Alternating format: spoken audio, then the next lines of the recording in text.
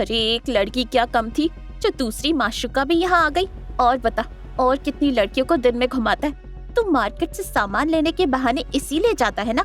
और उस दिन भी सोया सॉस लेने गया था, तब इन्हीं लड़कियों के साथ चक्कर चल रहा होगा ना? यही किया है ना तूने? जब रिया ने सोया सॉस वाली बात सुनी तो वो गीता की ओर देखते हुए बोली, हाँ, आपने इसे सोया सॉस लेने के लिए भेजा था ना, इसको प्लीज इतना काम मत करवाया कीजिए, मुझे अच्छा नहीं लगता। मैंने इसको कहा भी कि मैं लिफ्ट दे देती हूँ, लेकिन इसने कहा कि नहीं, इसे जल्दी घर पहुंचना है, इसे आपकी डांट का बहुत डर रहता है। देखिए, मैं आपको बता रही हूँ, किसी भी इंसान को इतना डरा कर रखना ठीक नहीं है, प्लीज तमीज से बात कीजिए इससे। क्या तमीज से पेश आऊं? ये कहीं का राष्ट्रपति है। और लड़की, तू मुझे कुछ मत सिखा, तुम जैसों का मुझे अच्छे से पता है, हर जगह मुंह मारती फिरती हो, मेरे सामने और बदतमीजी नहीं। रिया ने जब अपने बारे में इतनी घिनौनी बात गीता से सुनी तब वो कंट्रोल नहीं कर पाई और चिल्ला पड़ी, जुबान संभाल कर आंटी, जो भी बोलना एक दायरे में रहकर बोलिए।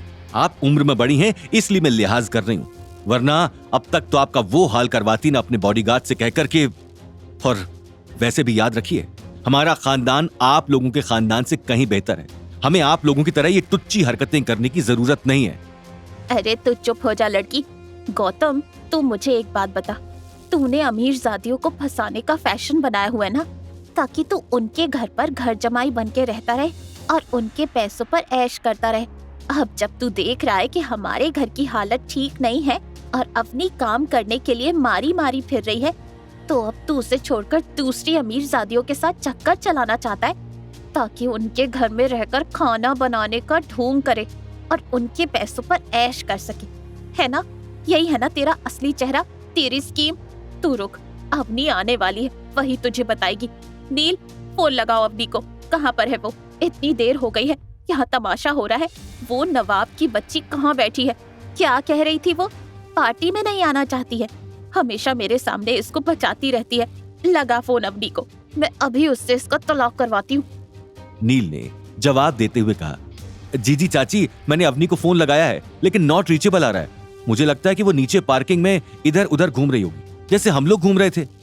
दीपशिखा ने उन सभी की बातों को काटते हुए कहा, अरे तलाक की बात करती रहेंगी या तलाक करवाएंगी भी? अगर आप लोगों को गौतम की कदर नहीं हो तो ना सही, मुझे गौतम की बहुत कदर है। अगर आप लोग गौतम को अपने परिवार में नहीं रखना चाहते और तलाक करवाना चाहते हैं तो करवाइए। मैं गौतम से उसके तलाक के बाद शादी करने के लिए एकदम तैयार हूं। दीपशिखा जैसी टॉप क्लास बिजनेस विमेन और सोशलाइट की गौतम जैसे घर जमाई से शादी की बात सुनकर वहां खड़े सारे लोगों के होश उड़ गए। गीता को दीपशिखा का यूं टांग अड़ाना बिल्कुल पसंद नहीं आया और उसने अपनी चप्पल जो जमीन पर गिरी हुई थी उसे उठाकर सीधा दीपशिखा के ऊपर फेंक दिया। ये देखते ही दीपशिखा के बॉडीगार्ड्स गीता की ओर बढ़े। गौतम ने गुस्से से दीपशिखा से कहा, दीपशिखा, तुम्हारे बॉडीगार्ड क्या कर रहे हैं?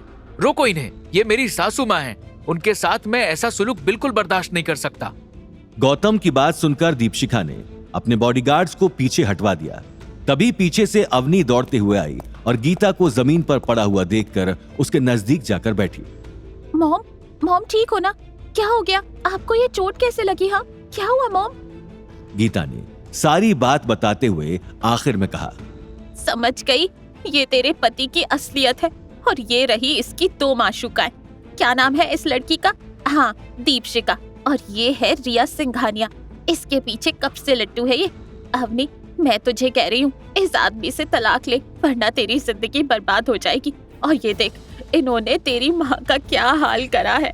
जब मैं आई और मैंने देखा कि ये रिया के हाथों में हाथ डालकर खड़ा हुआ रासलीला रचा रहा है, तब ये डर गया और इसने देख मेरे साथ क्या किया, मुझे जख्मी कर दिया। तू ऐसे दरिंदे के साथ रहना चाहती है? अवनी की आंखें लाल थीं और उनमें आंसू थे। वो दीपशिखा और रिया को गौतम के अगल बगल खड़ा हुआ देखकर कुछ कहने की हालत में नहीं थी। उसने गीता की बात सुनते हुए सिर्फ एक लाइन बोली, गौतम, मुझे लगता है मॉम सही कह रही है, अब हम लोग ज्यादा आगे तक नहीं चल सकते, हमें तलाक ले लेना चाहिए। अवनी के मुंह से तलाक की बात सुनकर गौतम हिल गया। आगे की कहानी जानने के लिए देखिए अगला एपिसोड सिर्फ पॉकेट एफएम के यूट्यूब चैनल पर और रॉयल वारिस के सारे एपिसोड्स को सुनने के लिए डिस्क्रिप्शन में दी लिंक से डाउनलोड करें पॉकेट एफएम ऐप।